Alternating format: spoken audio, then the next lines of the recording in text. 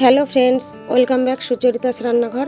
আজকে আমি তোমাদের কাছে চলে এসেছি আমার মায়ের হাতের মটর শাকের ঘন্ট রেসিপি নিয়ে। এখানে মটর শাক নিয়ে নিয়েছি। এবার এটা ধুয়ে কুচিয়ে নেওয়া হয়েছে। এদিকে দেখো চুনো মাছ কেটে দিয়ে পরিষ্কার করে নেওয়া হয়েছে। এবার এই মাছের মধ্যে পরিমাণ মতো লবণ আর হলুদ গুঁড়ো দিয়ে মাছটা ভালোভাবে মেখে নেবে। এখানে মাছটা ভালোভাবে মেখে নিয়েছে। এবার 10 মিনিটের জন্য রেখে দিল। এদিকে একটা মাটির উনান জাল ধরিয়ে দিয়েছে। এর মধ্যেই একটা কড়াই বসিয়ে দিয়েছে। কড়াইটা গরম হয়ে গেছে। এর মধ্যেই পরিমাণ মতো সর্ষের তেল দিয়ে দিয়েছে।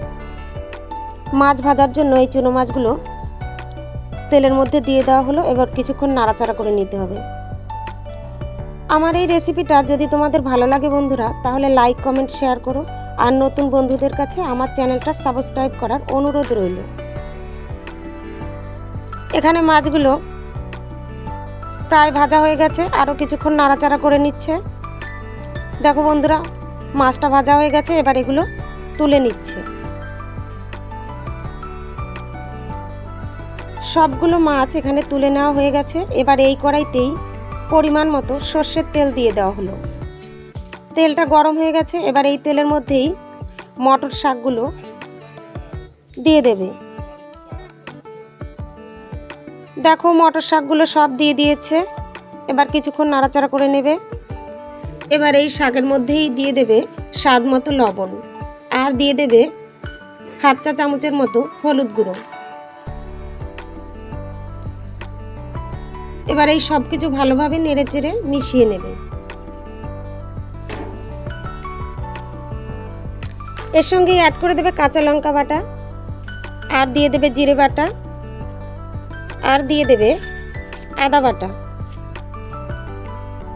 আবারও এই সব কিছু ভালোভাবে নেড়ে চেড়ে মিশিয়ে নেবে। এবার এটা 5 মিনিটের মতো কম আঁচে রান্না করে নিতে হবে।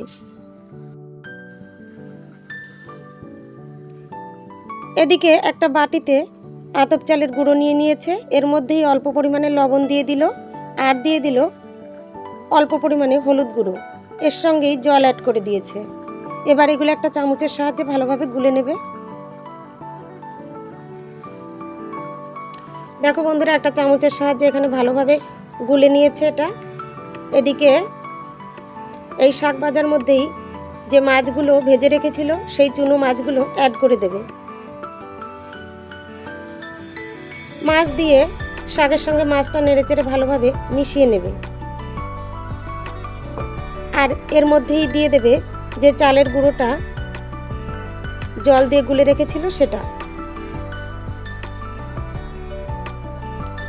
এবার এটা 5 মিনিটের মতো রান্না করে নেবে।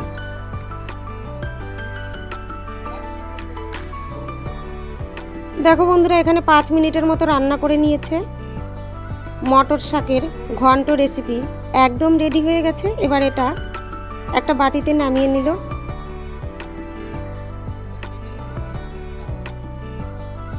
এবার এটা পরিবেশন করে দেওয়া হলো। অনেক ধন্যবাদ বন্ধুরা আমার এই ভিডিওটা শেষ পর্যন্ত দেখার জন্য আর আমার পাশে থাকার জন্য।